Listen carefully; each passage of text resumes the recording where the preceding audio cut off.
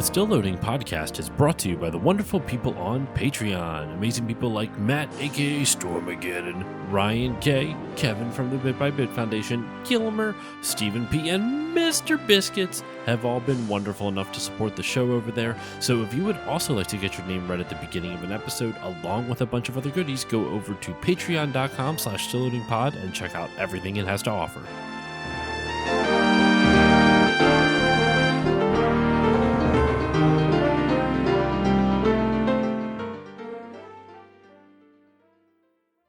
On this episode of Still Loading, you're in our world now.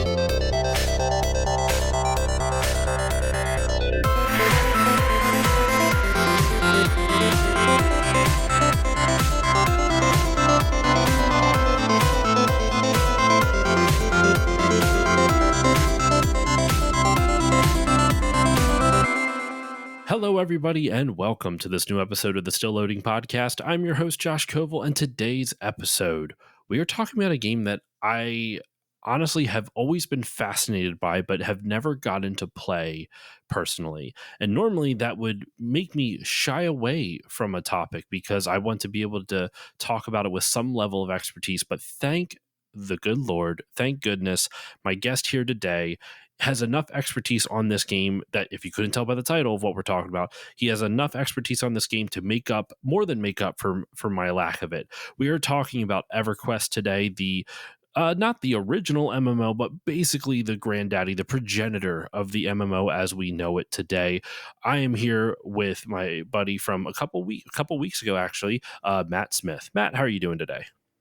I am doing very well. Thanks for having me back on the podcast so quickly to talk about some EverQuest. We sort of alluded to it a few times, I think, in the World of Warcraft podcast, and now here we are to dive in deep on it.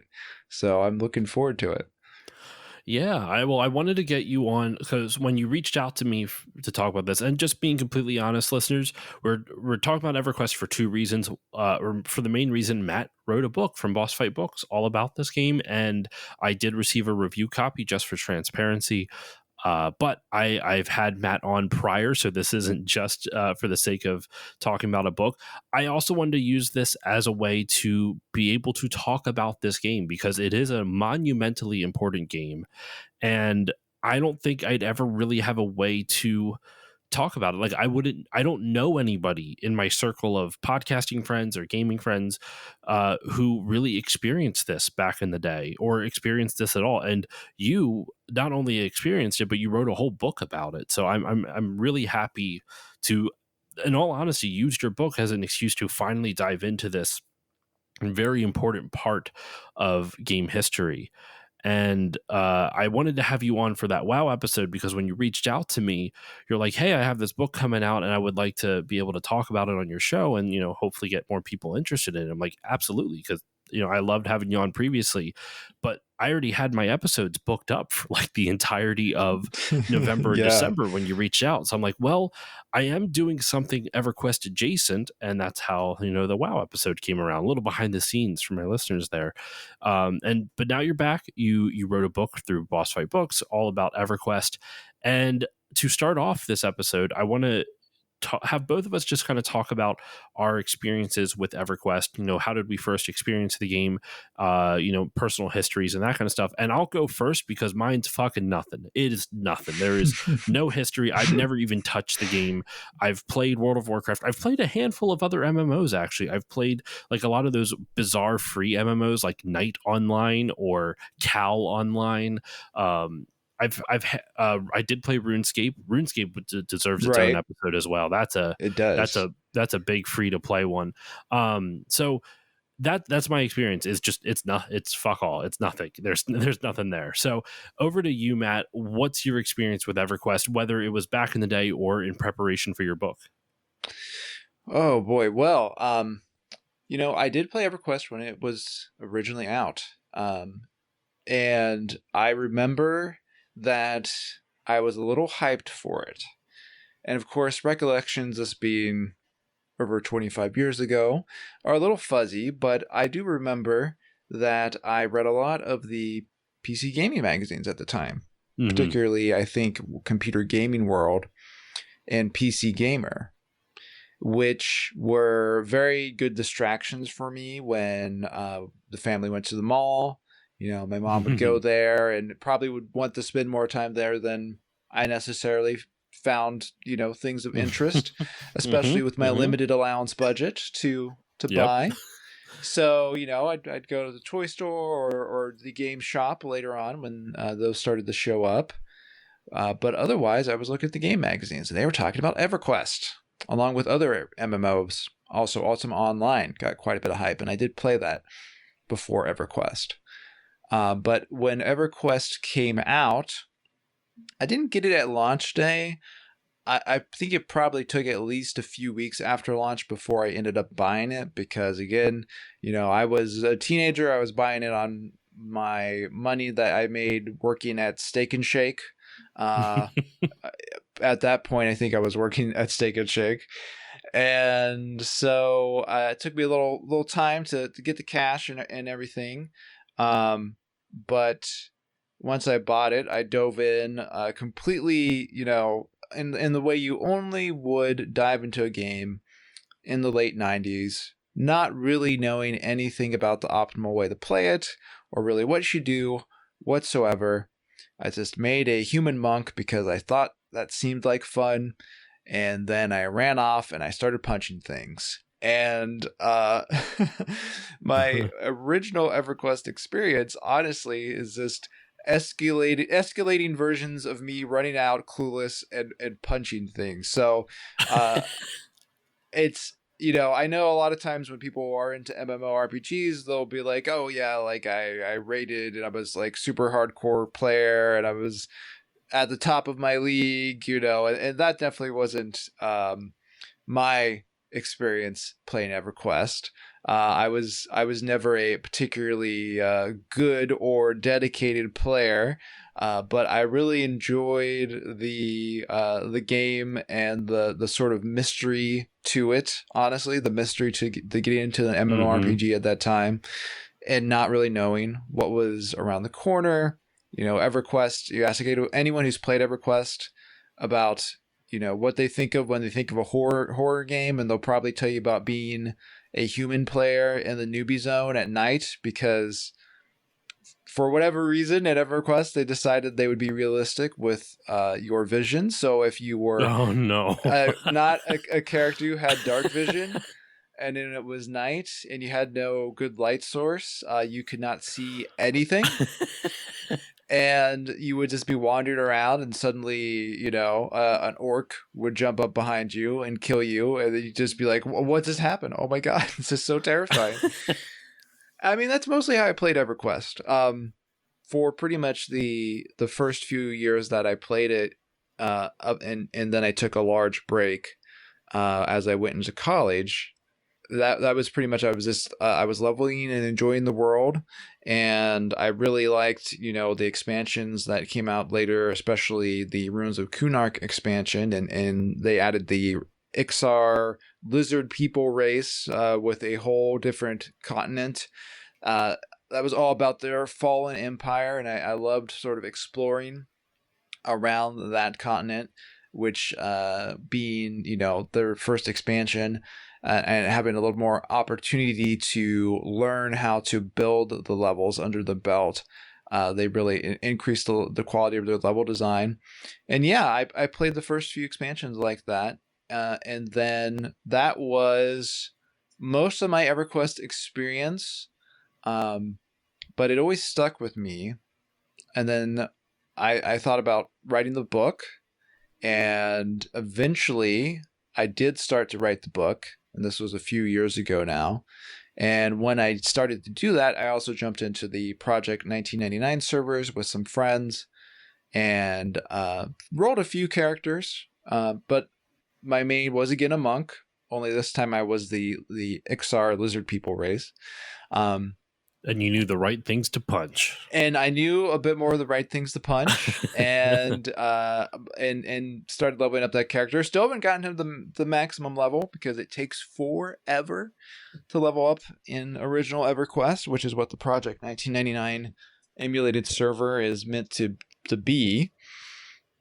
But it is a lot of fun, going back to and playing that sort of older style of MMORPG, because it really, there's not a lot like it these days, and I find it can be a really refreshing experience in its simplicity, and in the way it's sort of open-ended in its game design philosophy, as compared to the more modern MMORPGs, which tend to be a lot more directed, for oftentimes for better, but sometimes for worse as well.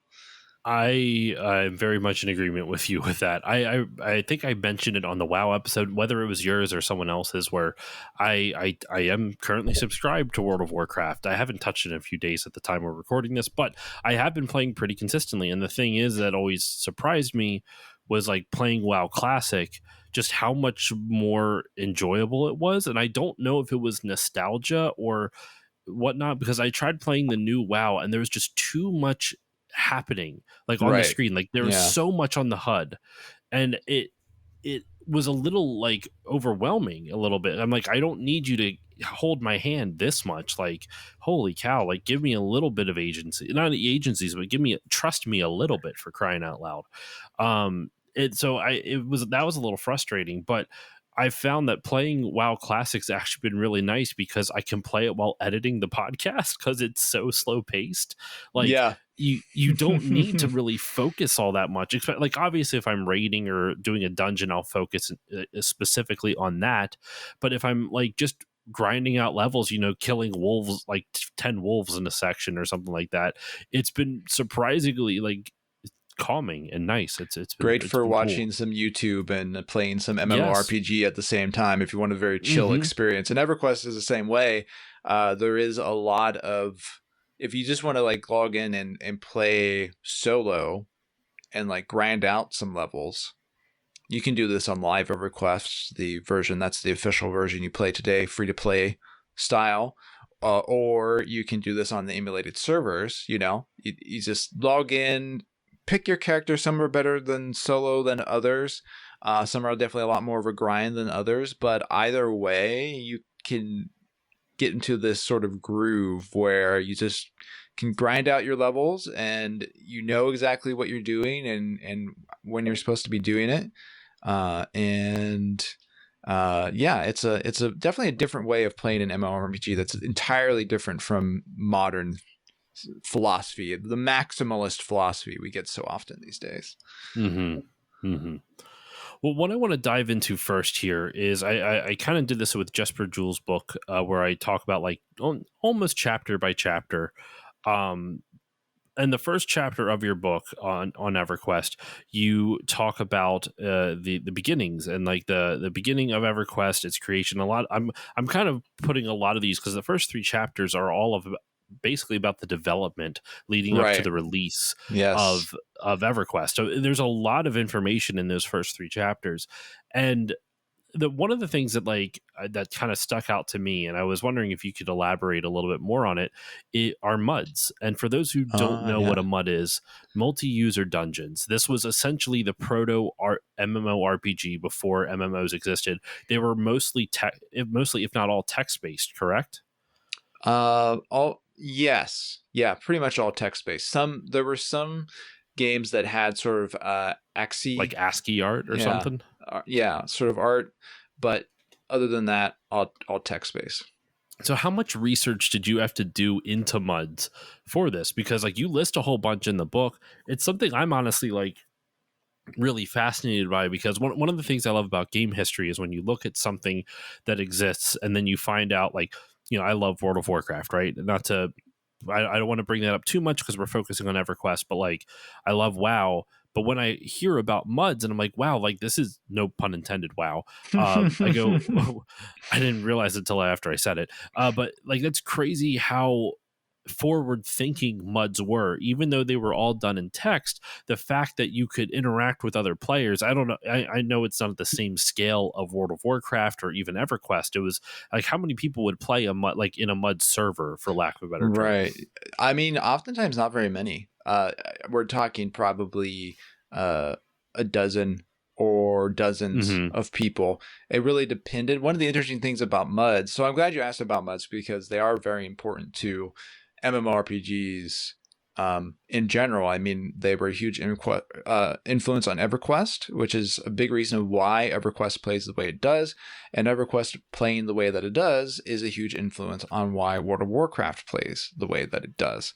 Hmm. And so, but MUDs, though, were not as commercial in general Hmm. as MMORPGs were and became.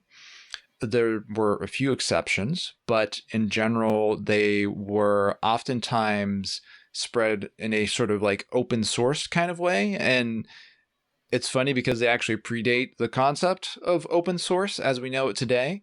But basically, Hmm. people would put out, there were some major MUD sort of engines that were available publicly. Anyone could go and download that. And then you could host it on your own server, potentially even at home, if you could, set up to get people to dial in. And then you were just kind of in charge of that world and you could customize it however you wanted.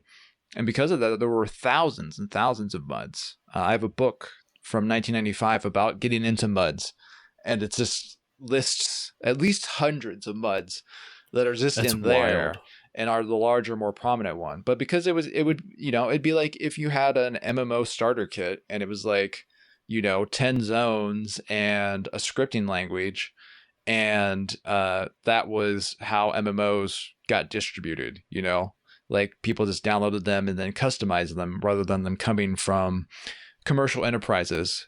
So generally, and yeah, It it was definitely a different scene, but also at the same time very similar in the sense that it was still, you were sitting down on your computer, you're connecting online, chatting with other people, grouping up, usually in a very classic sort of fantasy role playing setting, and all of those aspects have kind of gone through, the ages from 1978 or so when the first MUD went live. it's just, it's such a interesting culture to me, because like some of the quotes, I believe, if I don't remember the quote specifically, but the mentality of the people who created the MUDs, it was almost, it was so selfless in a weird sense. Right. Like Yeah. they didn't feel like they owned anything. It was like, this is just for everyone. Like, I create this to share with the world in the hopes that the world will share something back with me.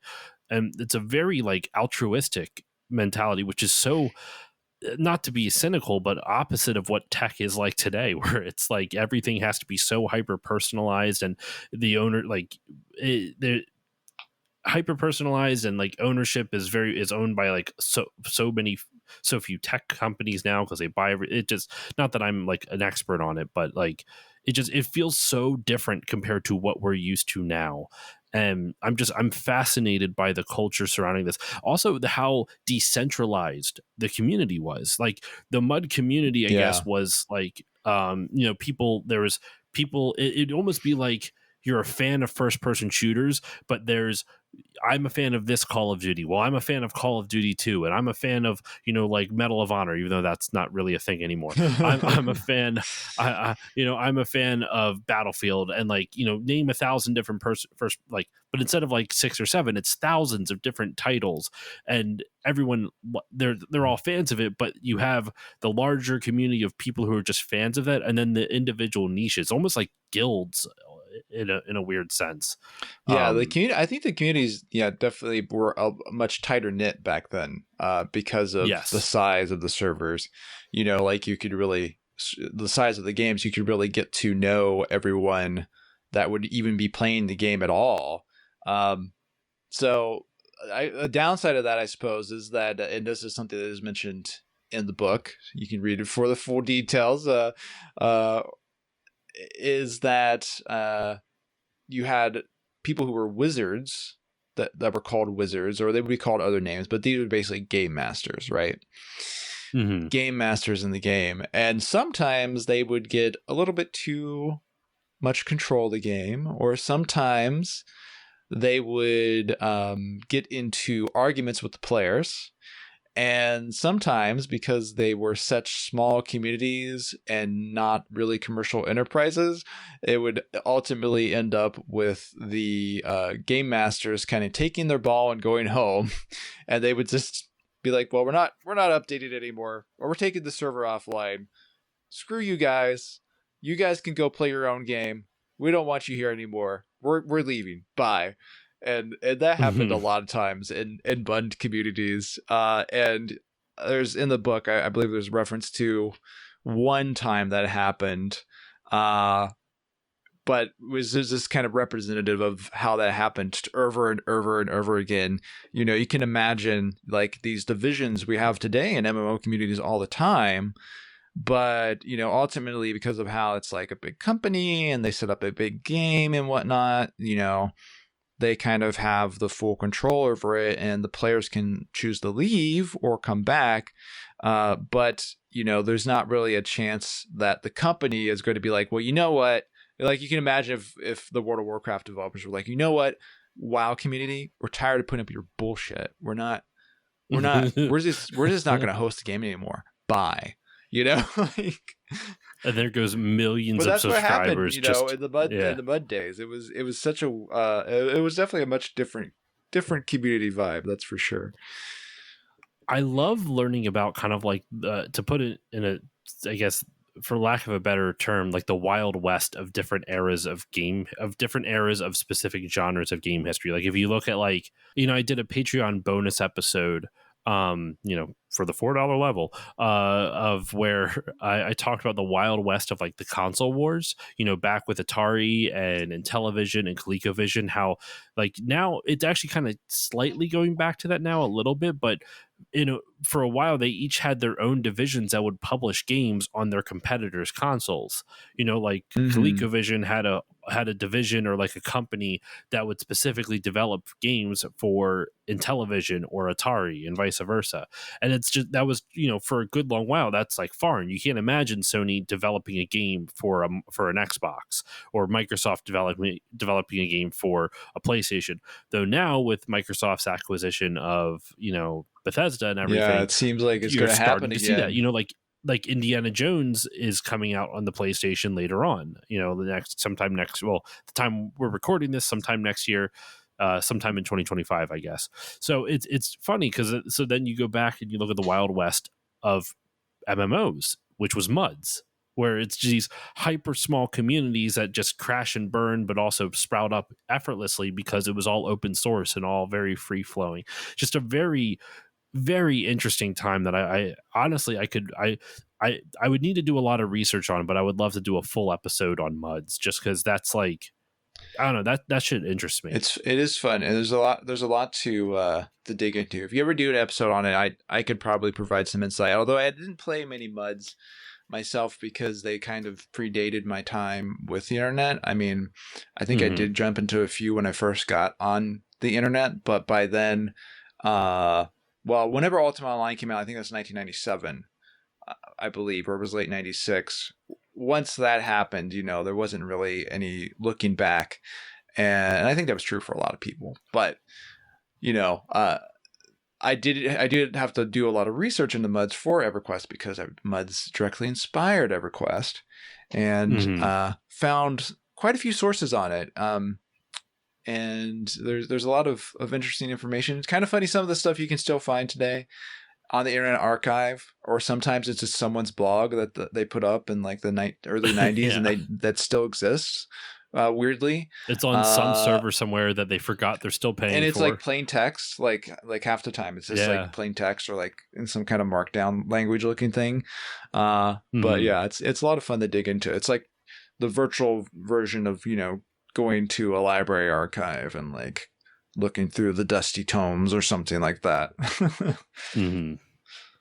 Now we touched on the inspiration for EverQuest. Obviously, Dungeons and Dragons also had a big inspiration on it because that inspired a lot of MUDs, and like D&D is its own, that's its own can of worms. Like that is, Mm-hmm. that's influenced more than just EverQuest, but it is obviously one of the big fantasy and D&D in general is an inspiration for EverQuest, as was Ultima Online and Neverwinter Nights. Did that have some effect on it as well? I don't think Neverwinter Nights had any direct impact on EverQuest, really. Okay. Um, so moving on from the inspiration then to the development itself, one of the craziest things I like, there's so many things that just blew my mind. Like some things I knew before reading your book, and some things were I was able to learn more about. And one of the things that I found interesting, that this is one thing that I knew beforehand, but I have to talk about it because it's just fascinating to me, is that EverQuest EverQuest's original development studio was 989 Studios. Right. Uh, and that, for those who don't remember 989 Studios, those were the guys that did the sports games for Mm-hmm. PlayStation. All the sport, a lot, not all, but a lot of the sports games that you remember from the PS1 came from 989 Studios. They also didn't do just that. I think they also did Siphon Filter, if I remember correctly. Yeah, they did. They Um, did do Siphon Filter, and there was one or two other games there. I don't remember off the top of my head that were not sports games. But I do think that for PlayStation players, especially, that sort of intro scene is probably mhm. something that they would remember. 989 No. Studios, and it was kind of iconic. Yeah. Mhm. Well, and what's funny is the guy who was in charge of it, John Smedley, that I did not know. I didn't know who was in charge of it, so I learned that from your book. John Smedley didn't like sports games at all. He was kind of like, this was his job and he did it well, Yeah, yeah. but he didn't really like it. He got into games in a very well. It was kind of a common way for a lot of game developers and producers back at that time. He basically started using computers once his family got it in the 80s, and then Mm, he went to some college, but as I understand it, he dropped out and decided to just do his own business doing game development. But because of the market at the time, like obviously he wanted to do sort of role playing games and like games for gamers and whatnot. But what the market wanted at the time, or what publishers were willing to pay for, oftentimes were either ports or sports games. And so hmm he got into doing that work. Although he was doing game development work, it wasn't really the types of games that he had maybe imagined that he would be working on, because he was, a nerd and a fan of D&D. And so, one thing leads to another through his career, and there's more details about this in the book, but sort of one thing leads to another, and he ends up at Sony. ImageSoft, I think, was actually the first name under which he was working at Sony. They rebranded it, I think, like 3 times throughout this period, and he was in charge of sports games for Sony, or at least some of the sports games, not every sports game, but he was a producer. He had quite a few of the sports games under his purview. And that was like a big deal for Sony, as you can imagine. I mean, or maybe you can't imagine, but just in case this isn't clear to any listeners, the way that sports games are now, where they're constant moneymakers that are very reliable and that certain companies focus on, that's pretty much been true for the entire history of video games. And hmm then, just as now, it was something that every year there would be a new version, of the most popular titles, at least. And they had to crank those things out, man, because people were going to buy them, even if they weren't the games that were going to be most talked about 20 years later. They were bringing in the money, and that is what John Smedley was in charge of. But he didn't want to be in charge of only that. And that is how eventually he kept pitching ideas for online role playing games, and eventually he got permission to start looking into the development of what would become EverQuest.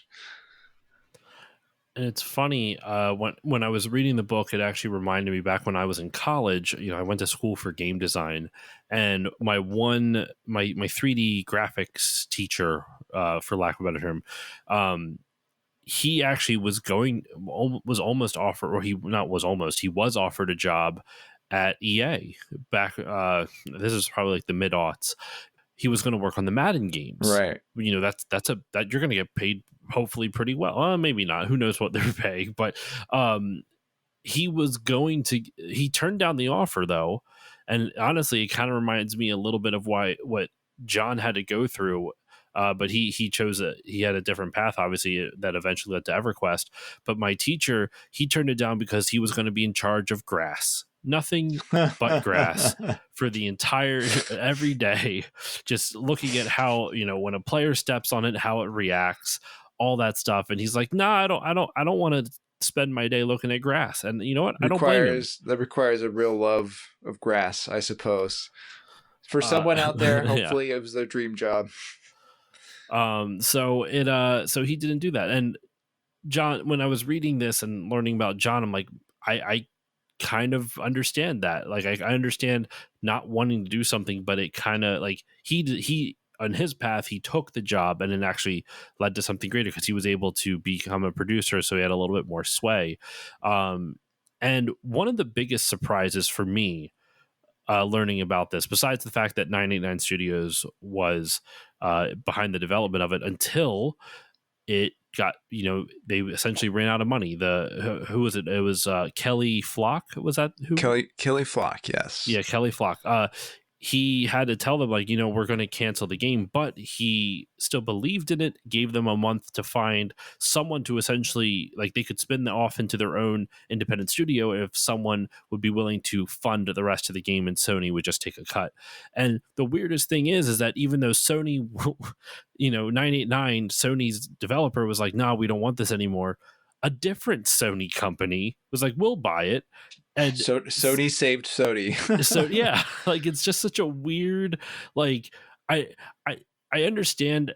It's one of those things where I totally get now, while I will never understand rich people, because I look at that, I'm like, you just bought it yourself from a different company. Like, why the fuck did it matter where the money came from at that point if it's all coming from Sony? But I guess it's all different budgets and all this other stuff. Yeah. Just reading that, I'm like, what the fuck does it matter? But that, fucking rich people, dude. That's all. It was an entirely different division of Sony. Sony Online Entertainment. Mm-hmm. Yeah. So they were entirely different locations. Like Sony 989 Studios was out in California, San Diego area, and this Sony Online Entertainment was in New York. Mm. And they had no real communication, as far as I'm aware, prior to this. But Sony Online Entertainment's job as it started off was they launched a website.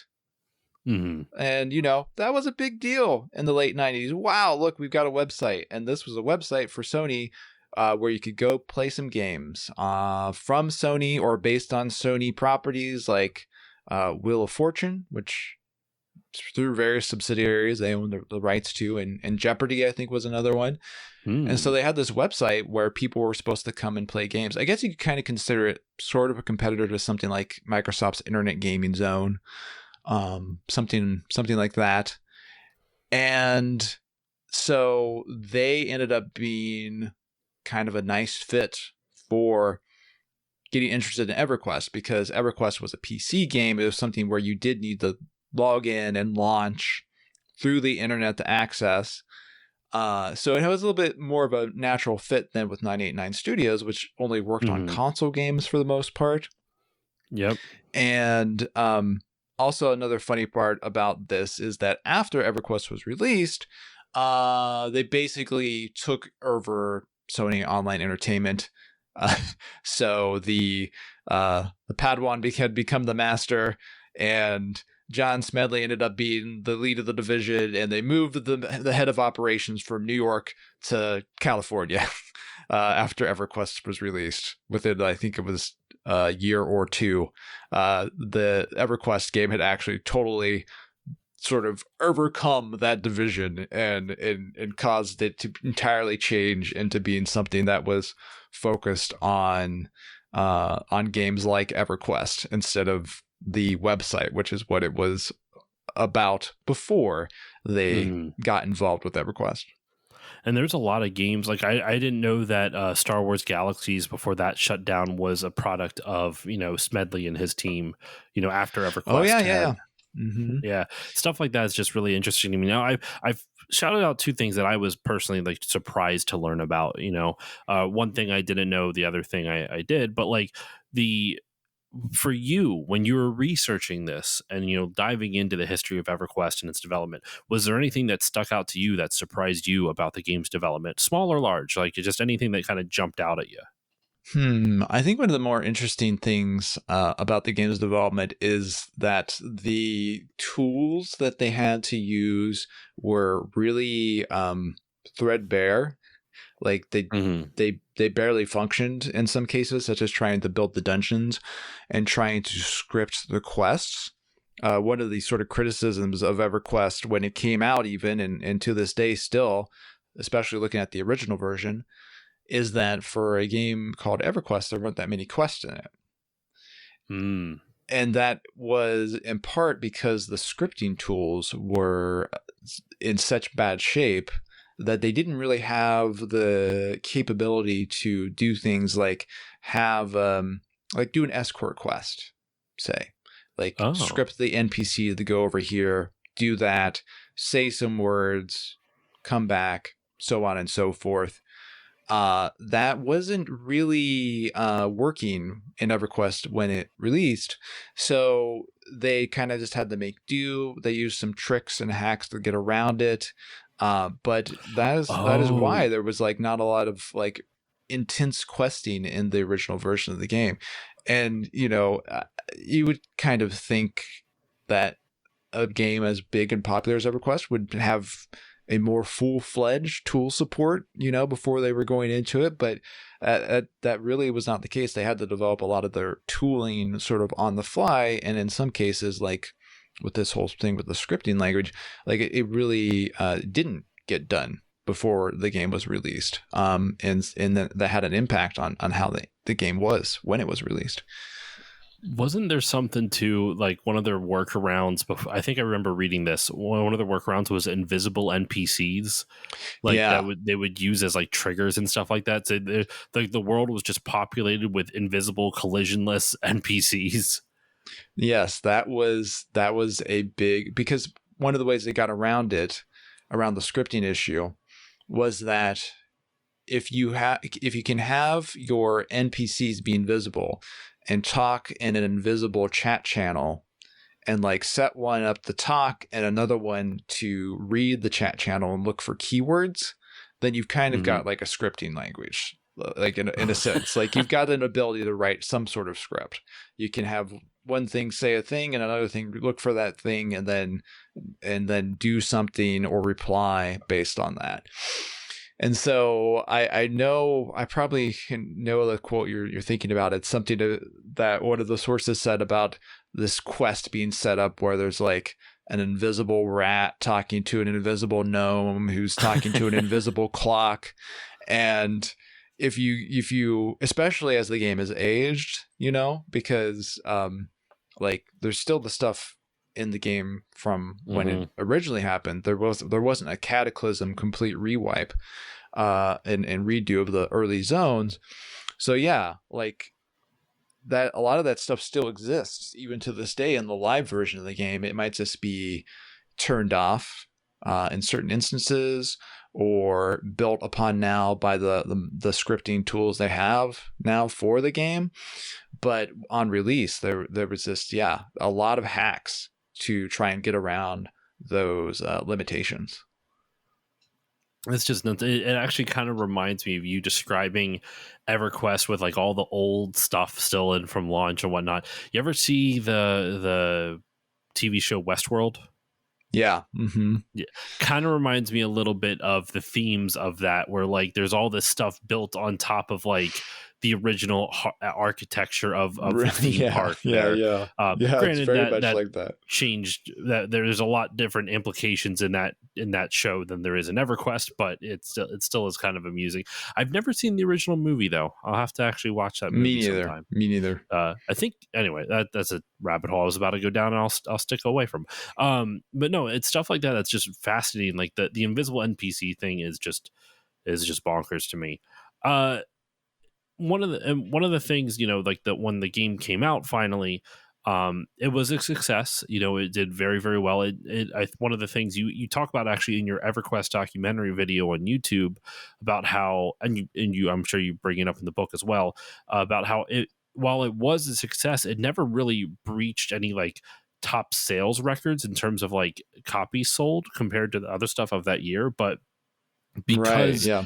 of the subscriber count, it was a lot more, it made a lot more money than any of those other games did, just because of the sheer amount of people buying and staying subscribed. Like it kind of reminds me a little bit of a predecessor of like what would become like the freemium games, where like you could have 1 million people playing, and all you really need is 10,000 people who spend a shitload of money on it to make it profitable. Right. Right.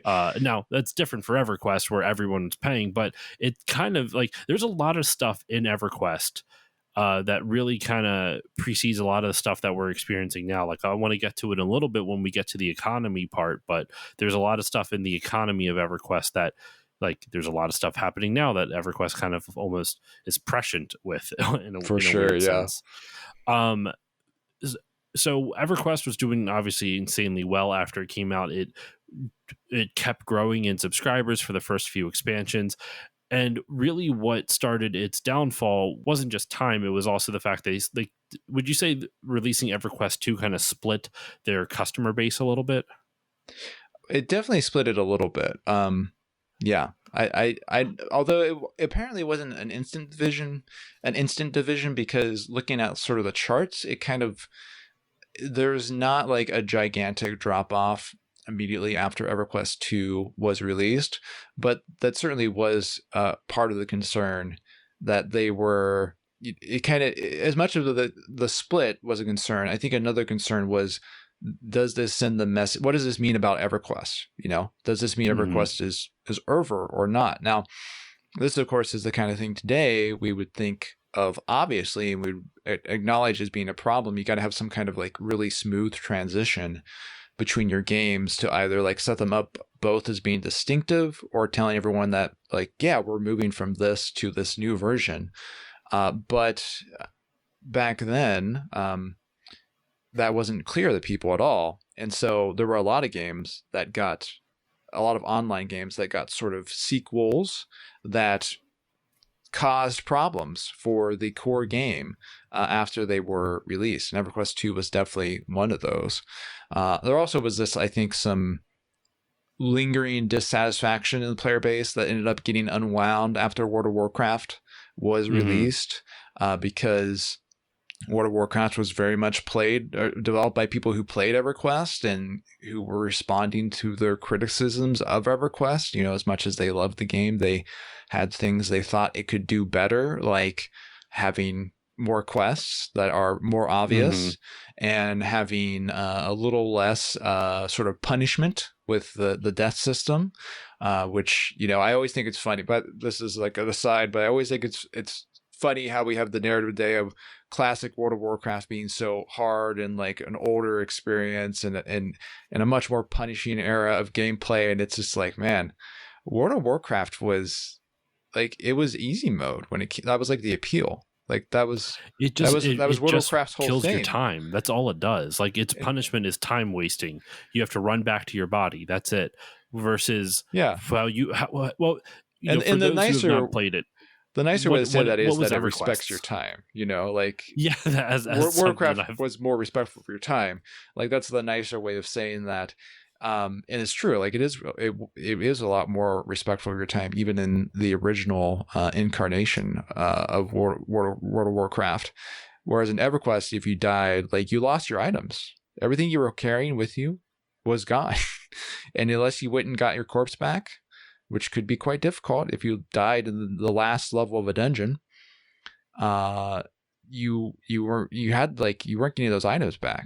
So that's pretty punishing. Unless you Also, had you had someone to to, run down there with you. yeah, like you'd have to find some way back there to get your items back from your corpse. And of course, now you don't have any items. So presumably you're a lot weaker than you were when you died. And there was also an experience penalty, which Mm-hmm. at the higher levels could wipe out potentially like a week of gameplay. This is something I think I'm hearing that maybe Path of Exile 2 players are getting familiar with. That coming out, apparently that has an experience penalty that is causing a Geez. lot of rage due to wiping out hours of gameplay if you die, and that's what happened at EverQuest. Except sometimes it wasn't hours; it was you could have been playing all week and then lose all of that in a death. So those are things that may have caused some players to take a look at games like World of Warcraft and be like, well, that does seem maybe like a little bit better use of my time. And that is really, what kind of unwound EverQuest over the course of really, I think probably it's fair to say 3 to 4 years after World of Warcraft came out. Do you think there would have been anything that EverQuest could have done after WoW came out to help kind of stem that? I understand like hindsight 2020. I'm talking about like maybe they could have seen what WoW did and then been like, oh wow, this, once again, no pun intended. Oh, oh wow. They're doing this really well. We should change that. Like, I don't know if there's any, if would there have been anything they could have moved fast enough to like Yeah. keep in step, or do you think that by doing so, by changing too much to be similar to WoW or some other refinements, that people would just consider them copiers or posers? I don't know. Like I know EverQuest is still popular today, not obviously anywhere near its heights, but like it still has a consistent player base. But do you think that there's anything they could have done that would have stemmed WoW's ascent to what it became? Yeah, I mean, I think there's actually a lot of things they could have done. The problem being, though, that of course it's only obvious with hindsight. But you can imagine, EverQuest never got the types of graphical and user interface updates that World of Warcraft has Mm-hmm. enjoyed over the years. Like one of the things about playing WoW Classic today is that it's not really classic in the sense Yeah, that like I'm loading it up on the my water looks too computer, nice. 34-inch widescreen, graphics are great, UI looks great, and here's a key thing that you couldn't always do back when World of Warcraft even came out, was I alt tab out of the game or run it in a window and it doesn't crash and my computer doesn't slow down. Amazing. And those are all things that are possible because Blizzard has been, putting a lot of effort into the technology of Mm-hmm. World of Warcraft. And, EverQuest never got the same investment. And unfortunately, by the time it maybe became clear that such an investment could have been useful, it was no longer making enough money to justify the investment. Mm. So, yeah, I mean, like if you play EverQuest today, even the live version, compared to World of Warcraft, it's a pretty rough experience in a lot of ways. Just the general look and vibe of the graphics. Like it's charming and the art direction is really good. That's something I don't like about people who say the graphics like suck, because I think the art direction is quite good in EverQuest, but it is a very much lower polygon, lower resolution experience, and so that's just one thing right off the bat, that you can say, if they'd known what we know today about games, they could have given EverQuest a larger player base for longer. I also think there's a lot of like the quality of life improvements that they did end up making eventually. I mean, by the time World of Warcraft was out, EverQuest did have fast travel, which it did not really have at release. There was only 2 classes that could do any sort of portals to a Mm-hmm. limited amount of locations. Otherwise, no fast travel in that game. And that means no flight paths. That means no teleportation. Like you were hoofing it if you wanted to get somewhere. And Mm-hmm. they did change that by the time World of Warcraft came out. but there were still other things like the way raids worked, and the penalties on death, and like the structure of the dungeons, and the way quests worked in the game, the quest technology in the game. It just all didn't really get as much investment as it probably should have. Um, there was more of a focus, I think, on just cranking out expansions that have a lot of content, and less of a focus on building up the tech of EverQuest over time, because EverQuest 2 was coming out. And so obviously everyone was going to switch to EverQuest 2, right? So, Mm-hmm. like, why put all that investment into the EverQuest? And then, of course, they released EverQuest 2. It quickly became pretty apparent that everyone wasn't going to switch to EverQuest 2, and they had Mm-hmm. quite a conundrum on their hands.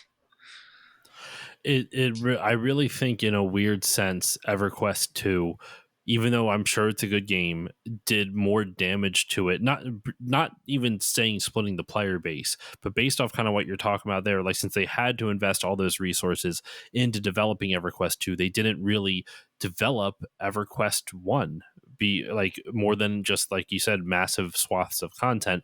Instead of, like, even if you look at like the first three, I did that WoW series earlier this year, or sorry, late in last year, where you look at even just like Wrath of Lich King to the original, like even within Wrath of Lich King itself, all the different updates, where like the beginning of Wrath, it was kind of similar to Burning Crusade in the sense of like the end game progression, but by the end of Wrath, you had all these different ways that they were trying to bring players up to end game content.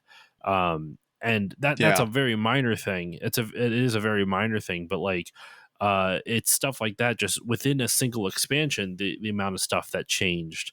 So I could see how maybe just not not looking at how to keep up with the competition, keep up with the times in a weird sense, like especially if you're an ever persistent game, you kind of need to uh try to keep up with what's popular. That's one of the reasons WoW is still so popular today. And like, even look at, like, the games that are popular now, Fortnite and stuff like that, where it's an ever changing world in there, but like they are constantly finding new ways to keep people coming up, like what's popular now, how can we change it, this and that. Now, I've never personally played Fortnite, so I can't say specifically, but it really feels like, in a weird sense, EverQuest showing that MMOs really can't do sequels. They have to just iterate on the original Mm-hmm. game. They unfortunately had to take the bullet for the rest of the industry and kind of learn the hard way. Yeah, EverQuest was definitely took part of the bullet. Most of the bullet, I think, was probably suffered by Asheron's Call, which I'm not sure if you're familiar with that game, but they had Asheron's Call 2, and that game really did tank and like cause serious damage that was ultimately irreparable, because Asheron's Call is no longer alive. You can no longer play that game, unless you play on an emulated server.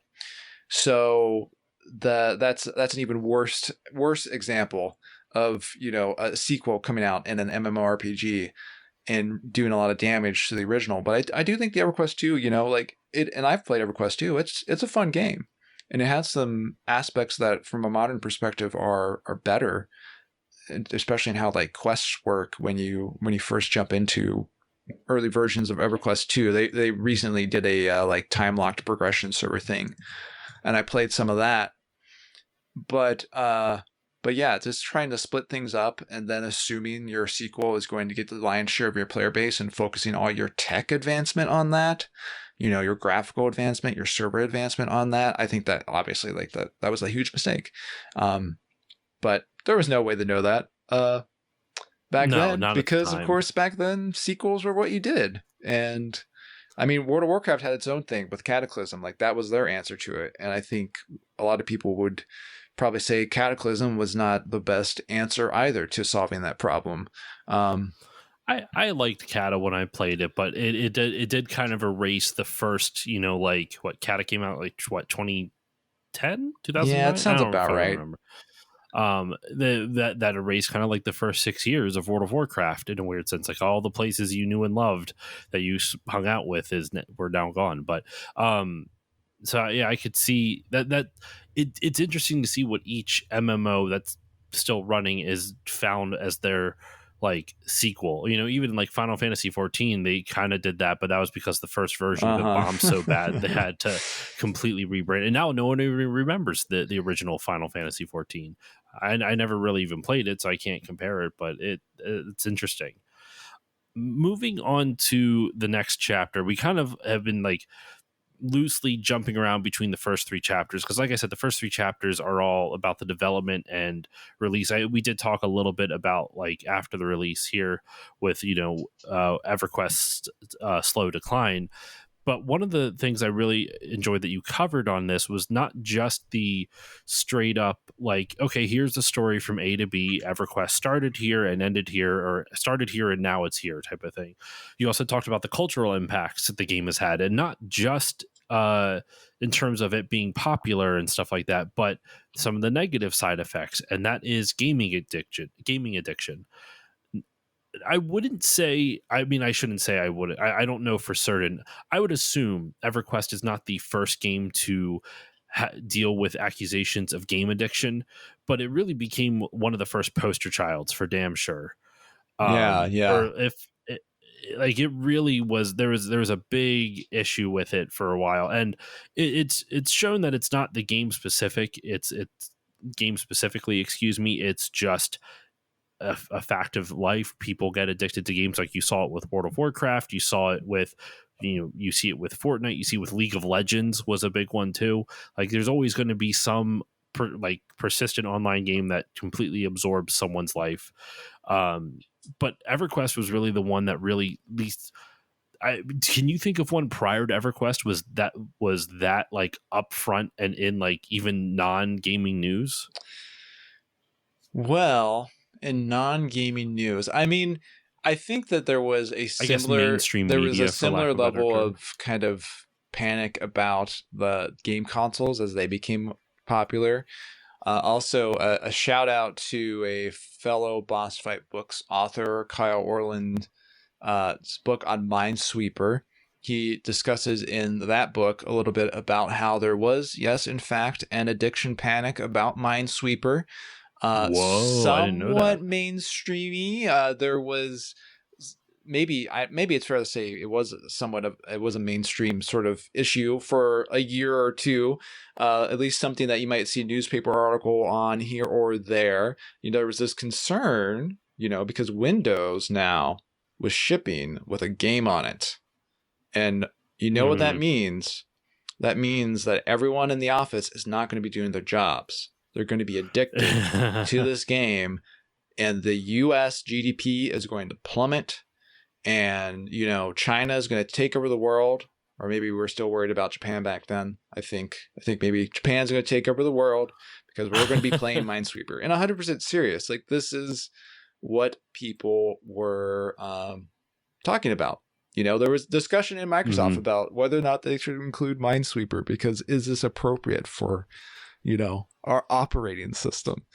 It's really funny. When I was talking to Jesper Jewell about this on his episode a couple weeks ago, but how like at one point in time in computers there was like a distinction between home computers and computers for the home, Yeah, yeah, yeah. and where one was seen, I think home computers were seen as a serious no, sorry, home computers were seen as like the kind of non-serious gaming thing, and then computers for the home were like you're serious, like I do taxes and stocks on this. And it almost feels like this minesweeper panic is like a far down, ancestor, not an ancestor, like a cousin or whatever you want to talk about, a distant relative of that panic as well, of just like Mm-hmm. we're serious business here. That's just wild to think about. Yeah, for sure. Of course. So with EverQuest, the panic over EverQuest was, it went through a few phases. And the first phase, which I think probably looks a bit silly in retrospect, was the sort of buzz about EQ widows and sort of EverQuest Yeah. addiction causing marriage issues. I mean, I think it's fair to say that like marriage was a cultural topic of particular concern in the 90s. Like people still talk about it now, obviously, about whether or not people are getting married enough and who should marry who. Divorce rates But and all that other shit. but in the 90s and prior to that, in the 80s and 70s, all through then, I think, it was a very mainstream topic because of divorce rates going up. Society was changing, and there was a lot of concern about, well, what does this mean? And so when EverQuest came out and people were playing it a lot, there was a bit of a latch on to that, uh, tying in, as soon as some media columnists got wind that, people were maybe getting divorced over EverQuest, or at least having marital problems, they sort of latched onto that as an interesting topic to talk about. And that was sort of the first phase of it. The second phase came through when a much more serious phase came through when there was a player named Sean Woolley who took his own life actually playing the game, Mm-hmm. as far as anyone can tell. And that became national news, international news, in fact. It was internationally reported news, and that caused a lot of more serious discussion about whether or not EverQuest and games like it were addicting, and whether or not they could be dangerous. And that was a discussion that was in the media for about a decade after Mm. after that happened, which I believe was in 2001. And of course, I mean, like we kind of know today, like there wasn't really no like super serious legal or law changes to law happened in the West really because of that. But back then, there was definitely the possibility of that happening, and there was Mm-hmm. a lot of debate about it on CNN and Fox News. And that was something that was still being discussed. In fact, there was actually legislation passed in California to try and more seriously regulate games. That was for age restrictions, and it ended up getting ruled unconstitutional by the Supreme Court. I think it was like in 2011 or so. So it was a very, very active topic of discussion at the time. And of course, we still talk about it today, but I think today we do have a little bit of a more informed perspective than we did back then, because unfortunately back then, and this in fact was something that Elizabeth Woolley, the mother of Sean Woolley, encountered herself. I did talk to her. I interviewed her for this book. Mm-hmm. Back then, when she knew that her son was having some issues, that he seemed depressed, that he wasn't attending to his matters in his life, and he seemed to be playing this game a lot, he tried to get help, or she tried to get help for him. And the doctors that she spoke to at the time didn't really take her seriously. And the idea that, a game, the possibility of a game having any sort of addicting effect was at first dismissed, but also kind of to the extent that it could be acknowledged as a problem, it was not taken seriously as a problem. Mm-hmm. And so there was really like, I mean, basically no one helped her with that. She was kind of left on her own. And, obviously that led to a tragic result. And at least today, I think we have the space to talk about it being an issue when it is actually an issue. And also the space to distinguish between, when it is actually an issue of game addiction and when it is just, enjoying a game a lot, and how that can be both, positive and negative depending on how it's taken. And it's a shame that such a tragedy had to occur in order for it to be taken seriously in the first place.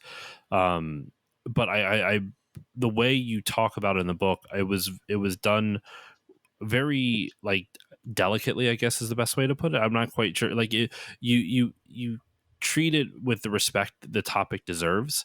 It is something serious, and it is something that should be touched on, because the game was such a poster child of it, and it literally, whether it was the game's fault or not, which I think we can say it's not the game specifically, but game addiction was the real demon involved with it. um but it now are able to have those conversations, like you said, and it's a shame that it took someone's death to open up psychologists or whomever to basically take it seriously. But it, it's weird to say like EverQuest kind of helped with that, but not in like the way that you would have wanted it to. It's a weird like double-edged sword, I guess, Yeah. on that front. Yeah, I also see it as being sort of a predecessor to the kind of discussions we already have today. We still have today around like social media, internet use, YouTube algorithm, so on and so forth. A lot of these sort of contours of those discussions that we have today, trying to define, what's okay and what's not, what are the limits, what is it healthy, what is it not, are the discussions that began with EverQuest and games like EverQuest, 25 or more years ago. I mean, as EverQuest was not the start of it, we talked about MUDs, right? Mm-hmm. And so I said that I have a book from 1995 that's about MUDs, playing MUDs. And I think I might mention this in the book briefly, but there is a section in that book. It's like a few pages, which is specifically the authors of the book telling the reader, like, watch out, MUDs are addicting. We knew a guy once Mm-hmm. that like flunked out of college because of them, so be careful. And it's interesting to read, that in a book from 1995 referencing games that were played exclusively on text over who knows what speed of modem, dialing into the internet, and kind of seeing how a lot of the worries remain very similar even as the technology advances and things get more advanced and graphically intense and better sound quality and more people playing and having more things to do. But the discussion, the concerns there are very similar throughout the ages. It's interesting too, like I almost wonder if like part of I don't know why it got me thinking about this. I guess just you were bringing up like how EverQuest, the discussions around EverQuest, excuse me, and game addiction kind of led to like the same discussions we're having now about the internet and social media and stuff like that. And I wonder if almost like EverQuest and kind of like we now have with social media is like it's like it's our third place. It's something attempting to be our third place. Have you ever heard of that Yeah. concept, like your third Yes. place? Yeah. For those who don't know what that is, it's basically the idea like in sociology you have two main places, your home and your work environments, and there should always be a third place that is not either of those, usually something that like has you can come and go as freely as you like. Parks are a good example of that. Churches, cafes, bars, like some maybe cafes and bars aren't perfect because you generally have to spend money in order to stay at the establishment, but something where like you are not obligated to stay for one reason or another.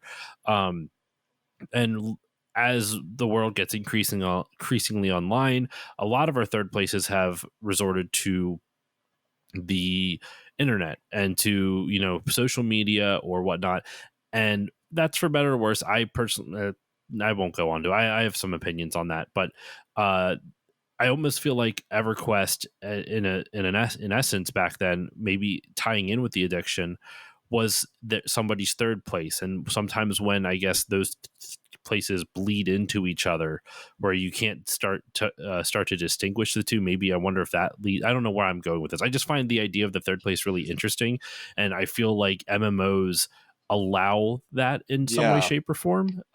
In a really I interesting mean, way. at the time EverQuest came out in 1999, you can view it as being early social media, really. Mm-hmm. Mm-hmm. There was no social media yet as we know it today. Well, I don't know. Was MySpace around by then? I can't really remember. But I don't think so. I mean, who knows? When did Tom graduate college? yeah, I don't But quite remember. But no. in any case, it was at least not a commonly known thing. And so early social media was oftentimes things like chat channels you would go on, Mm-hmm. message boards and games like EverQuest. And, people would log in just to kind of chat with people as much as they were logging in to play the game. And that was, a big part of the appeal. Mm-hmm. Mm-hmm. It's interesting. That's I'll kind of table that topic because like the third place thing, you could go into so many different directions.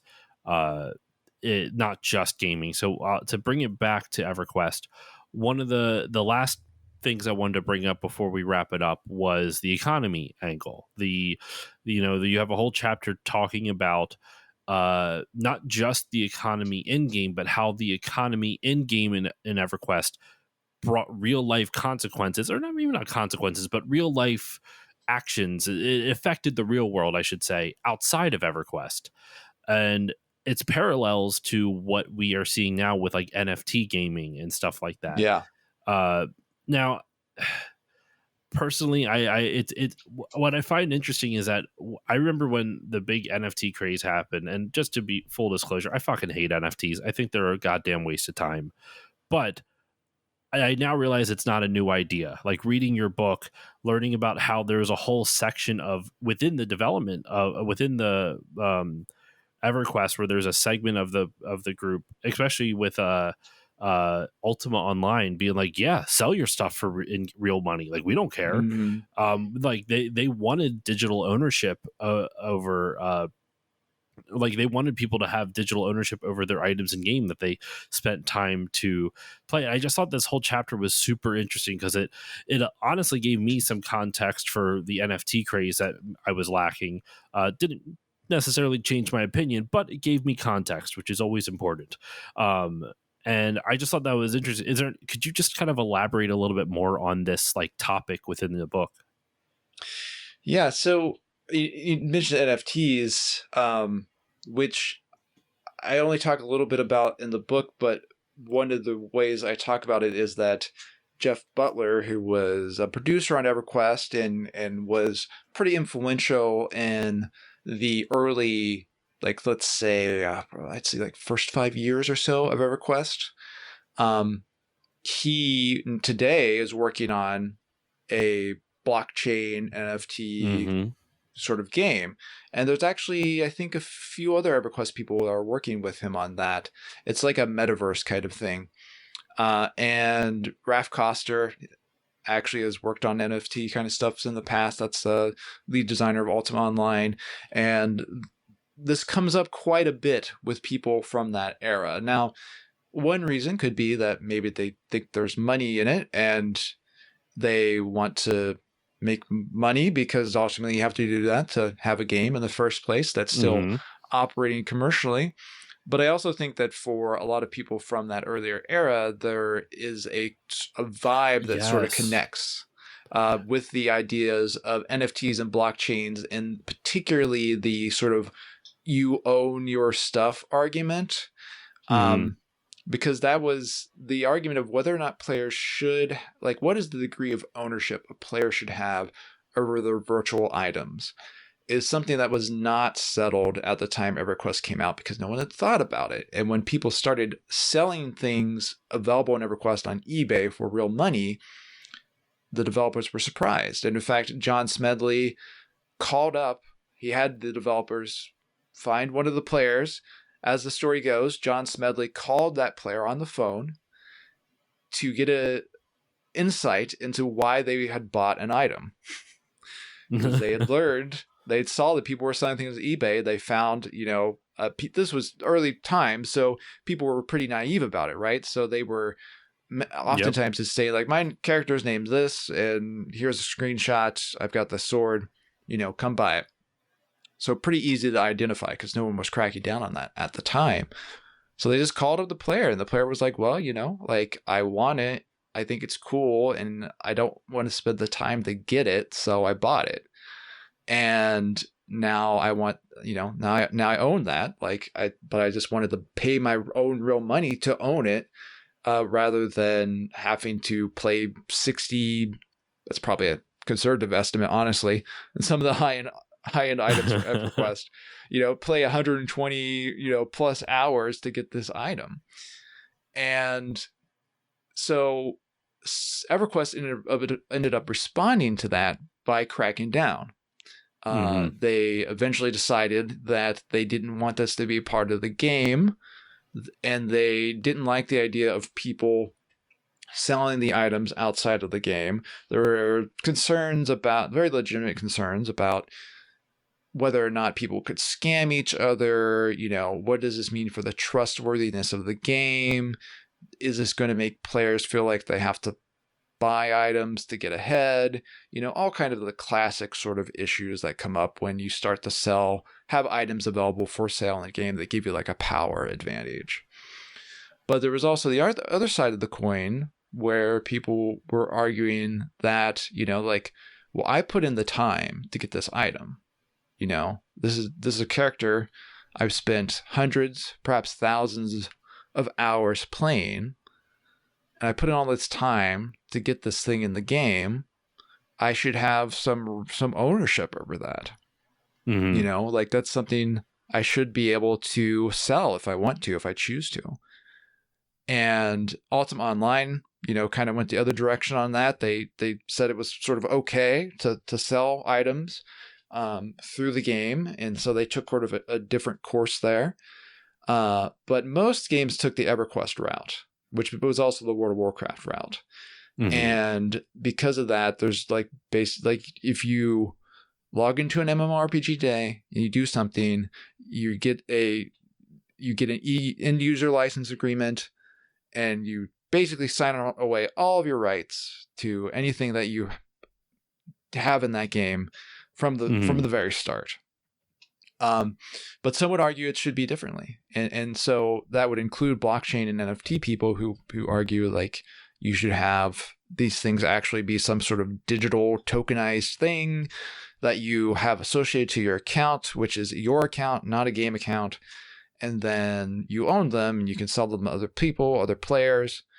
And that is the reason why I think some of those earlier MMO developers do have an interest in NFT and blockchains, because they maybe see a different path and are interested in what that path could look like. Well, and to be clear, like I actually don't personally have an issue with that. The reason I came out so strongly against the NFT is mainly the environmental side of things. But like, from my understanding, maybe you can correct me if I'm wrong, if they fixed a lot of that. But it was more or less Depends like it on was the this blockchain. it was just like when I think what, like, honestly, not to go off on an NFT tangent, but like everything I heard about NFTs, I'm like, this shit you can do without a blockchain. You just need a secure database. I don't know, like maybe I'm completely misunderstanding like the technology behind blockchain, but it just seemed odd to me, like everyone's intended purpose for it. I'm like, well, but anyway, that's a whole nother tangent for another different day, and maybe off mic, if you want to enlighten me on anything, feel free to. Oh yeah, well, I mean, like it is like blockchain and NFTs obviously are viewed in a very different context for most people because of all the scams that happened and the speculation. And even like it's like a political thing for some people now to be pro blockchain or pro NFTs or anti NFTs. Yep. The game developers, and I imagine this is probably pretty frustrating for some of the developers who have been in MMORPGs from the very start of their careers 25, 30 years ago. I think they see it like from a different perspective. Like they want to explore different ways of designing these games. The idea of the metaverse, which I think is like, I don't know, online kind of ridiculed in most circles, like that is a legitimately held hope that a lot of early MMORPG designers had and still have. Like they were designing the MMOs and they liked the idea that you could have your virtual world. Maybe they were remembering Tron or, some other bit of pop culture. Because, of course, The Matrix wasn't out by then. That was kind of a contemporary of EverQuest. So they hadn't seen The Matrix yet. And they had this sort of utopian idea of an online world, and they're still trying to make it today. Even though, even as the world has moved on in different directions in some cases, but That's a they don't really see it. interesting, yeah. They don't see it in that new context. Like they see it in their old context of where they were starting out originally. Like maybe some other people see the metaverse as being dystopian today, but they were there when things started happening online and still see the internet positively. Yeah. So they sort of take a different direction on it. Yeah, And it's an interesting, like, sort of, that's why I like talking about the history of games. Like you can sort of see these different narrative arcs happen through time, and they sort of loop back in unexpected ways. and even outside of games, like I like even outside of games, how we've branched into this NFT conversation and metaverse and stuff like that. Like, while I mean, you can pretty much tell like how I feel about it, but I do think I'm not even saying their context is wrong. I'm fascinated by that. I would not have thought about it in that light, and I think that is good to learn more. Like, and more context doesn't hurt anything. So it is like learning about that, just thinking about it from that perspective about how these old MMO not old, but like you know you know MMO devs who've been in the industry for so long, no wonder they're kind of interested in this type of thing. Like it's I never would have thought of it that way. That's a really interesting perspective. And Um, it kind of, so it connects back to our discussion with MUDs too, mhm. because we discussed about MUDs and how there would be divisions, right? And sometimes the Yes. developers would take their ball and go home. Sometimes the players would. But because the code was oftentimes available and out there, um, that was an option, right? So if you were a player of a MUD and you liked a MUD, you might not be able to get the exact code for this current version of it, but you could Hmm. probably find something similar. And if you didn't like the experience you were having, you could go and have your own MUD and you could own your own server, really, like own your experience, invite your friends, and play that way. And like it was a much more personalized experience where you had a lot more sway and ownership over the experience. When MMORPGs became bigger and became commercial entities protected by copyright law, that changed, like that became a Yeah. much different culture. And I think, there's definitely still some people from that sort of mud era that would like the maybe in the early MMO era that would like to maybe see things be a little bit more like it was when, when they were kids or when they were teenagers or when they were developing their first games. Now, before we wrap this up, Matt, I know I mentioned before I had one final thing I want to bring up, and that was the economy and people buying stuff like in-game items for real world money. But I was just looking at my notes, and I forgot I had one final question for you before we do our kind of wrap up questions, and that was with EverQuest's current model, where it's free to play. They have locked progression servers. Which, side note, because I think I understand this, but I want to just make sure I'm understanding what these are, as well as for my listeners in case they don't know what these are. These are essentially servers where it's like, we're going to bring this back to EverQuest 1 and you'll progress through this like in the release schedule that EverQuest did. So like if you go into a timed or a locked whatever release server, you would play, it'd be like starting off in EverQuest 1, and after maybe like a 6 months or a year or so, they'll release the first expansion just like they did back in like Yeah. 2000 or 2001. And so it's essentially progressing through the history of the game, and then once that server is done, they either close it down or open up a new one or something like that. Yeah, they progressed more quickly than that. I think the general timeline's usually like a couple months or maybe even a little bit less for a time locked progression server in terms of when new expansions get unlocked. It depends on Hmm. the server. There's different rules. Some will do a vote thing where like Yeah. a certain amount of players have to vote to progress. But yeah, that's a general idea. It's really very similar to what WoW is apparently now doing with the new WoW Classic servers that were just released. They haven't really said, I think, officially that like they're going to release new servers on a certain cadence, and those will progress through all the WoW Classic content on a certain cadence. But now that we have these new WoW Classic servers that were just released in late 2024, we kind of see that is what is happening. And EverQuest is very much on that same sort of idea that like there's going to be regular releases of new servers that start at the original game era and then they progress throughout the different expansions on a certain cadence. Which is really cool. And once you talk about it in the book, and I think we even talked about it in our WoW episode Mm-hmm. about how EverQuest kind of did it first. Like a lot They of did, stuff that yeah. EverQuest is doing now, WoW is like it in a weird sense where WoW learned a lot of stuff from EverQuest, and then in turn EverQuest learned some things from WoW. Now it's kind of the cycle is going back again, where now the WoW is seeing stuff that EverQuest did to kind of preserve its legacy, and in a weird sense, and kind of mimicking it. But oh man, there was a whole nother angle I forgot to go, not a whole nother topic too, just talk about like with preservation of this, the emulation community. Oh my gosh. Do you think we have time to talk about emulation before I actually ask the question I was going to ask? Let's talk a little bit about emulation.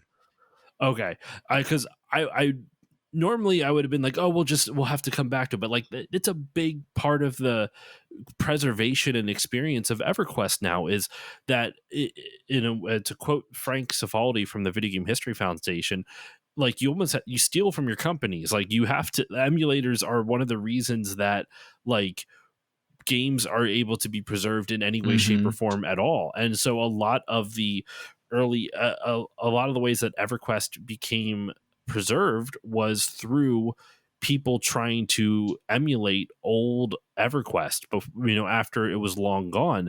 And now there's an even Project 99, I believe is what you said it's called, That's right? right. Mm-hmm.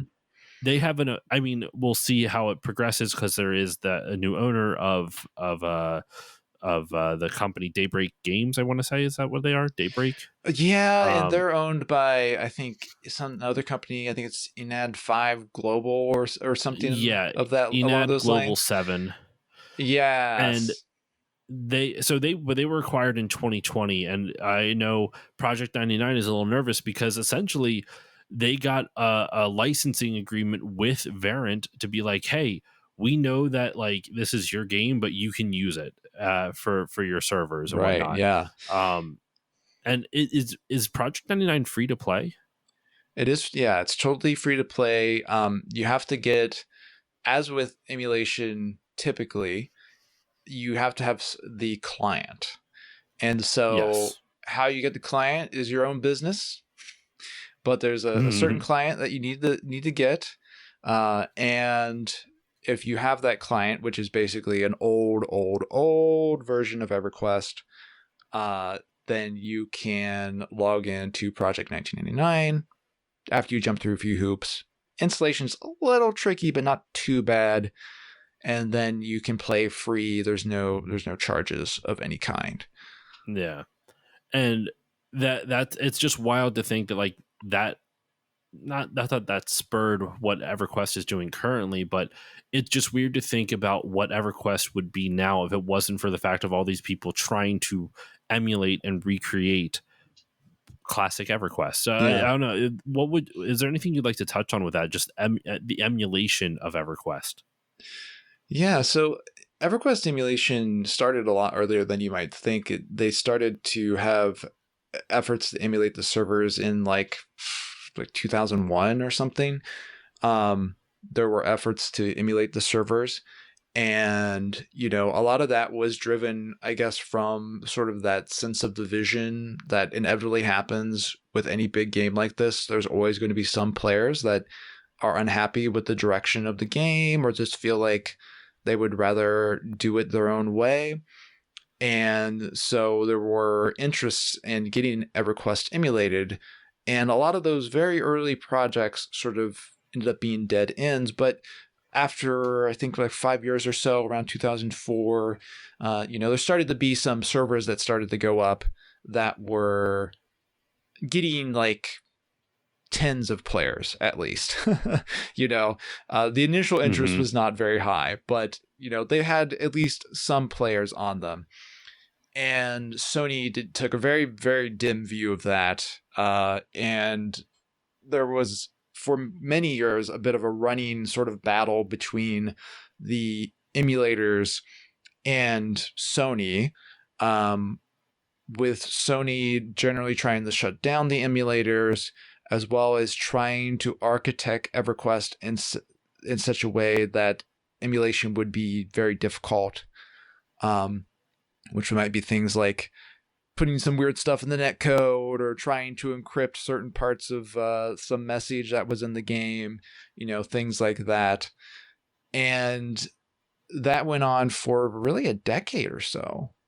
But Project 1999, I think, was a turning point, and that came out, I believe it was 2009 was when that was released, because it was Mm-hmm. very obviously something that was preserving sort of an early step of the game. It was like a preservation effort and not really trying to provide any sort of anything that would be viewed as like a obvious alternative to like live EverQuest. And it also became popular because at that time, the idea of time-locked progression servers and sort of going back to the earlier game version of a game was not at all like something that the studios had thought of. So if you wanted to play old EverQuest, like that was really your option. Go play Project 1999. And I think due to the combination of how it was treated by the creators of Project 1999 and its popularity, it put enough pressure on to Sony where eventually, and Sony, then Daybreak Games, and so on and so forth, for them to sort of recognize it and change their tune and kind of be like, okay, like maybe this is, we won't fight you on this. Like this seems like a good and legitimate thing to have as a way to play the game.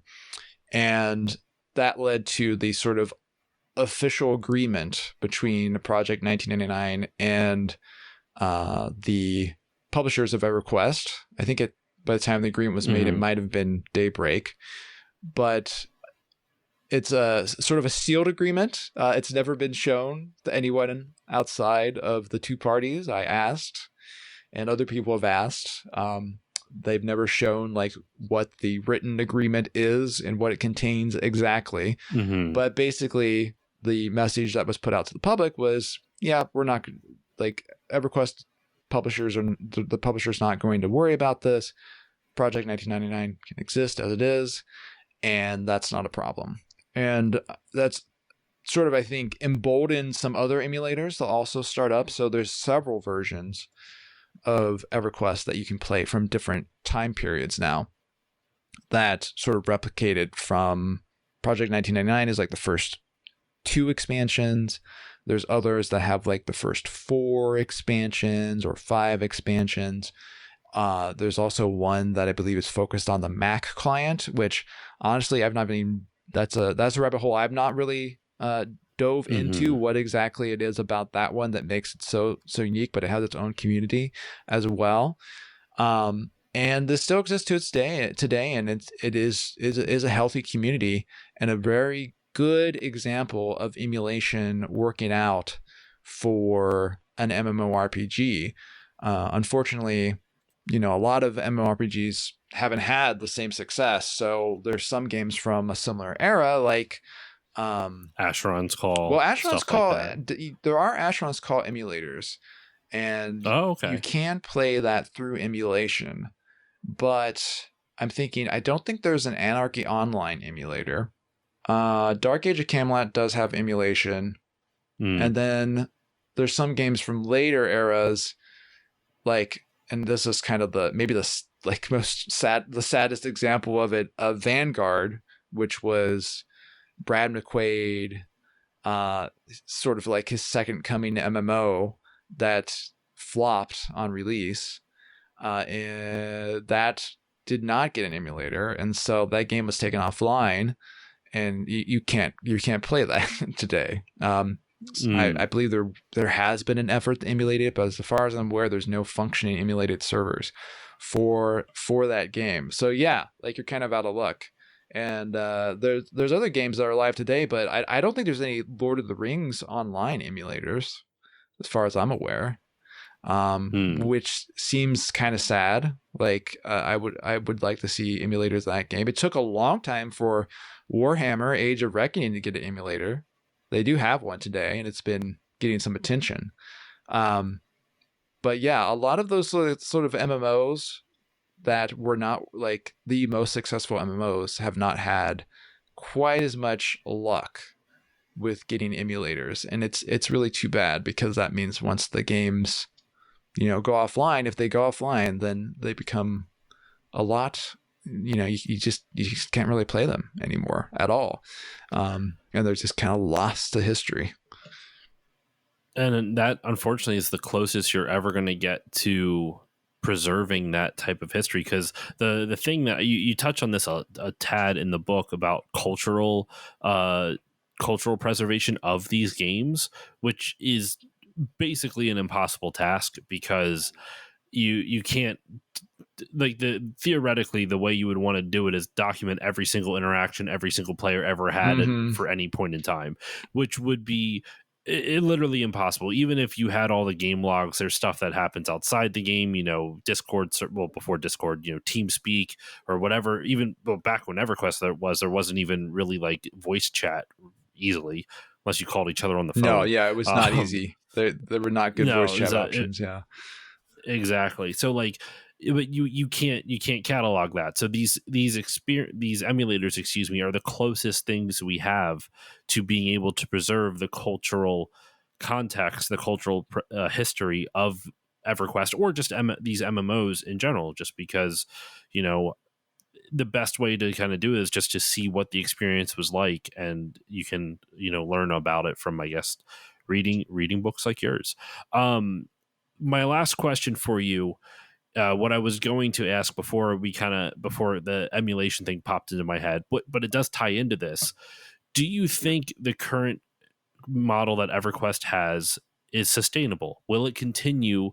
Can this model continue after the core audience that was there from the beginning? Will it continue after the core audience that was there from the beginning when they go away? Will it continue after that? Is it bringing in new fans? Like, do you think they'll be able to sustain this for the next 30 years? Yeah, I mean, I don't think it's out of the question that they'll be able to sustain it for 30 years. I'm not sure how successful they are in drawing new players. I know they get some. You can find that out just by going to YouTube and looking at EverQuest content creators. A lot of the people are people who, are older individuals who played the game when it was released, but there also are a few people that are younger individuals who only picked up playing the game in like the last 5 or so years, which is interesting to see. But with that said, that's like definitely not. I don't think there's any reason to think that's a bulk of the EverQuest active player community right now. But with that said, I think EverQuest is probably a relatively cheap MMO to maintain at this point. And for that reason, it's probably going to have a pretty long runway. Maybe updates come more slowly eventually, although there's not really been any sign of that. They update EverQuest at a breakneck pace. I think it's an At least expansion. once a year. Yeah, expansion every year. So it does get a lot of content updates, even to this day. And yeah, I mean, like 30 years, I think I can see that being sustainable. You know, 50 years, 100 years, probably not. But like maybe 30 years. Yeah, I think I could see Mhm. that being a thing. Yeah, you never know. I mean, asking anything to exist for 100 years is Yeah. even physical objects, let alone a digital world being held up by servers.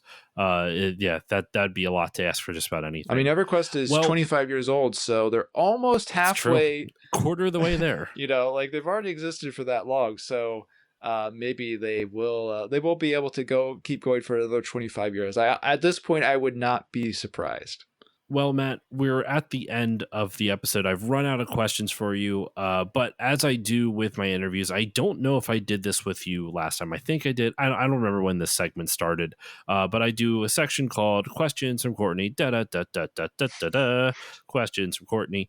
Um, Courtney is my wife, and as listeners know, she knows nothing about video games, video game culture, geek stuff. Video games, anime, all that geeky shit I'm into. She's not into any of it, but it's one of the many reasons I love her, because balances me out a little bit. So I always ask her to submit a question for the people I'm having on my interviews, to just out of left field. And so at the time we're recording this is a few days after Christmas. And so she asked, since it is a few days after Christmas and we just, Santa left a present for my wife, our daughter, my Courtney and I's daughter, what mythical being would you create and for what holiday? What would they do? Do they leave gifts, cause mischief, find all missing socks in your house while you're at work one day? What mythical being would you create and which holiday would you create it for? That's a good question. I think I got an answer to this. So I think a good mythical being would be the like old school like elf, closet elf, brownie sort of Mm-hmm. like situation. Like the idea that there's some sort of like fairy that probably exists sort of somewhere in your house that kind of will help you out with like house chores or like baking or something, if you're nice to Mm-hmm. it and occasionally give it some treats.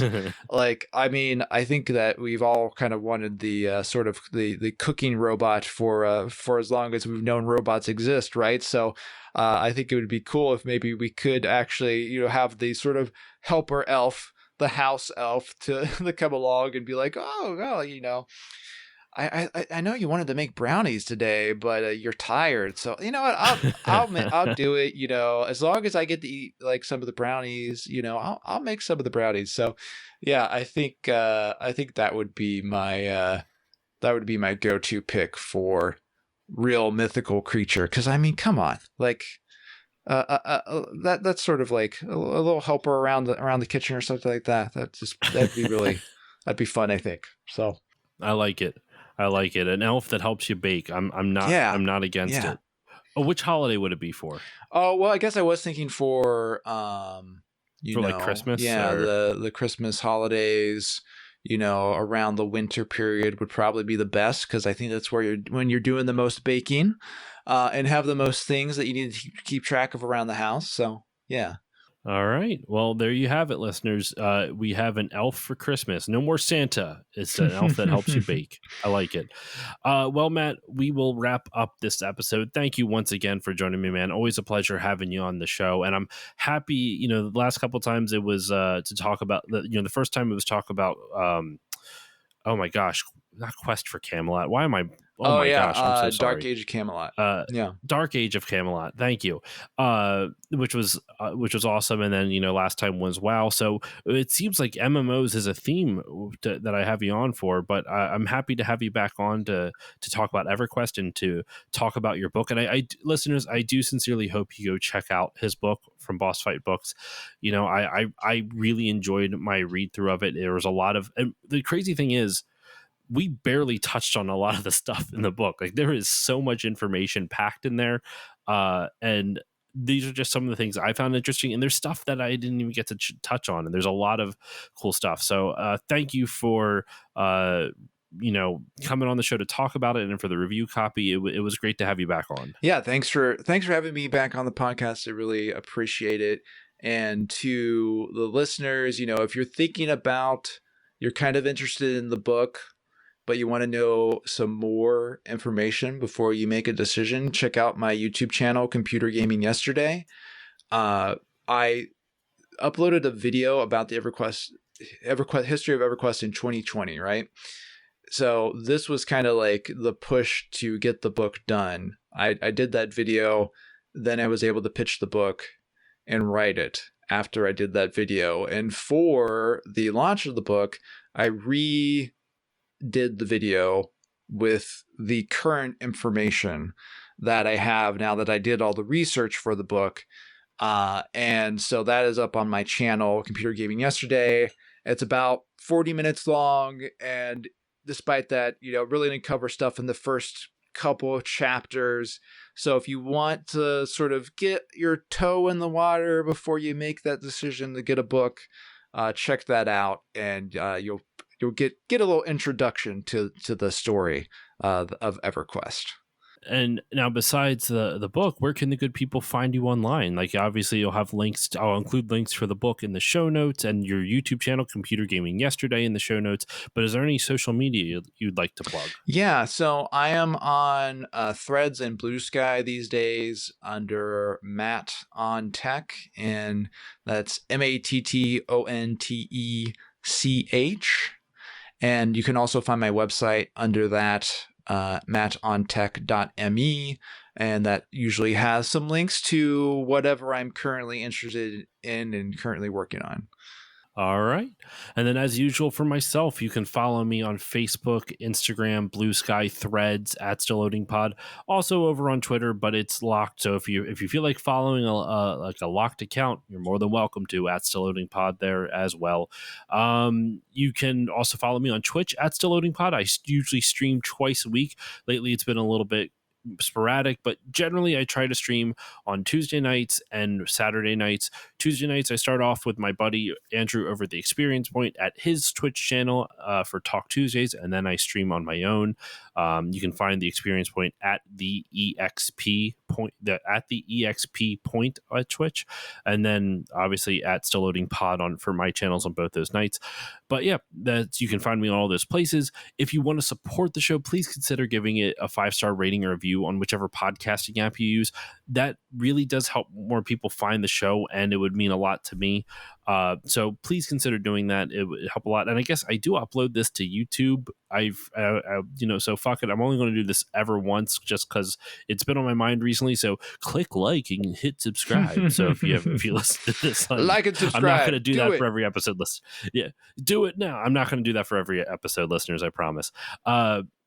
But if you want to support the show monetarily, there is a Patreon, patreon.com/stillloadingpod.